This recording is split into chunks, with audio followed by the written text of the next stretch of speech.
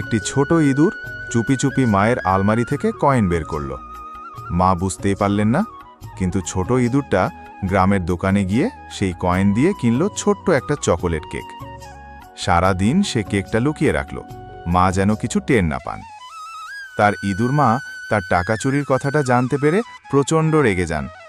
তাকে মারতে একটি বড় লাঠি নিয়ে তাকে সব জায়গায় খুঁজতে থাকে। তাকে একটি টেবিলের তলায় লুকিয়ে থাকতে দেখে তার ইঁদুর মা প্রচণ্ড বকাবকি ও মারে। তবু ছোট ইঁদুরটা মাকে কিছু বলে না। ভয়ের সঙ্গে রাতের বেলা মোমবাতি জ্বালিয়ে ছোট ইঁদুরটি কেক নিয়ে মায়ের সামনে এলো। ইঁদুর মা অবাক হয়ে গেল।